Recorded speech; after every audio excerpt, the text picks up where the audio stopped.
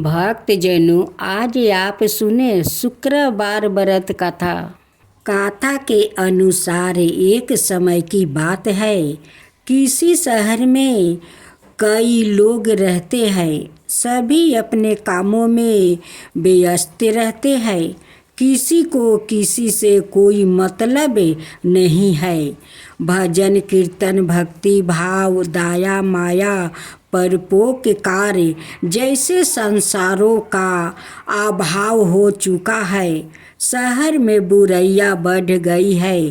शराब, जुआ, रस, व्यापाचारी, चोरी, डकैती आदि बहुत से गुनाह शहर में होने लगे हैं। बावजूद उसके उस शहर में कुछ अच्छे लोग भी रहते हैं। इनमें शीला नाम का स्त्री, जो धार्मिक प्रकृति और संतोष स्वभाव वाली थी। उनका पति भी विवेकी और सुशील है। शीला और उसका पति कभी किसी की बुराई नहीं करते हैं और भगवान का भजन करने में अच्छी तरह समय व्यतीत कर रहे हैं। शहर के लोग उनकी गृहस्थी की सराहना करते हैं। देखते ही देखते समय बदल गया। शीला के पति की अच्छी संगति बुरी में बदल गई। अब वो जल्द से जल्द करोड़पति बनने के ख्वाब देखने लगा। इसलिए वो गलत रास्ते पर चल पड़ा और फलस्वरूप उसकी हालत भिखारी जैसी हो गई। शराब, जुए, रस, सरस, गांजा आदि बुरी आदतों में शीला का पति भी फंस गया। दोस्तों के साथ उसे भी शराब की आदत लग गई।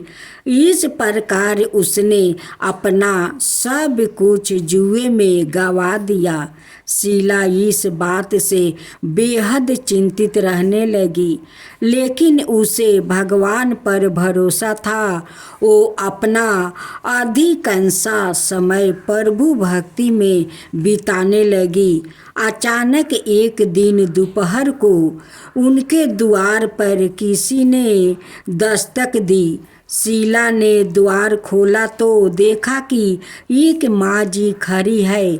उसके चेहरे पर अलौकिक तेज दिखाई दे रहा है। उनकी आँखों में से मानो अमृत बह रहा है। उसका बेभाव चेहरा करुणा और प्यार से छलक रहा है। उसको देखते ही शीला के मन को शांति में महसूस हुई और उसके रोम रोम में आनंदमयी हो गई। शीला उस माँ जी को आदर के साथ घर ले आई। घर में बैठाने के लिए कुछ भी नहीं है। अतः शीला ने एक फटी हुई चादर पर उसको बैठाया। माँ जी बोली, क्यों शीला, मुझे पहचाना नहीं? हर शुक्रवार को लक्ष्मी की मंदिर में भजन कीर्तन के समय मैं भी वहाँ आती हूँ। उसके मौजूद शीला कुछ समझ नहीं पा रही थी। फिर माँ जी बोली, तुम बहुत दिनों से मंदिर नहीं आई, इसलिए मैं तुम्हें देखने चली आई। माँ जी की प्रेम भरे शब्दों से शीला का हृदय पिघल गया। उसकी आँखों में आंसू आ गया और वो बिलख बिलख कर रोने लगी। माँ जी ने कहा, बेटी, सुख और दुख तो धूप और जैसे होते हैं। धैर्य रखो बेटी, मुझे तेरी सारी परेशानी पता है। माँ जी के व्यवहार से शीला को काफ़ी संभल मिला और सुख की आशा में उसने माँ जी को अपनी सारी कहानी कह सुनाई। माँ जी की व्यवहार से शीला को काफ़ी सुकून मिला। और उसने माँ जी को अपनी सारी कहानी सुनाई। शीला के पूछने पर माँ जी ने उसे व्रत की सारी विधि भी बताई। माँ जी ने कहा, बेटी, माँ लक्ष्मी जी का व्रत बहुत सरल है। उसे वरद लक्ष्मी व्रत या वैभव लक्ष्मी व्रत कहा जाता है। यह व्रत करने वाले की सब मनोकामना पूर्ण होती है। वो सुख संपत्ति और यश प्राप्ति करता है। शीला यह सुनकर आनंदित हो गई। शीला ने संकल्प करके आंखों खोली तो सामने कोई नहीं है। वो सोच में पड़ गई कि माँ जी कहाँ गई। शीला को तत्काल यह समझते देर नहीं लगी कि माँ जी और कोई नहीं, वो तो साक्षात लक्ष्मी जी ही थी। दूसरे दिन शुक्रवार था। सुबह स्नान करके स्वच्छ कपड़े पहनकर शीला ने माँ जी द्वारा बताई विधि से पूरे मन से व्रत किया। आखिरी में प्रसाद वितरण हुआ। यह प्रसाद पहले पति को खिलाया। प्रसाद खाते ही पति के स्वभाव में फर्क पड़ गया। उस दिन उसने शीला को मारा नहीं, सताया भी नहीं। शीला को बहुत आनंद हुआ। उनके मन में वैभव लक्ष्मी व्रत के लिए श्रद्धा बढ़ गई। शीला ने पूर्ण श्रद्धा भक्ति से 21 शुक्रवार तक वैभव लक्ष्मी व्रत किया।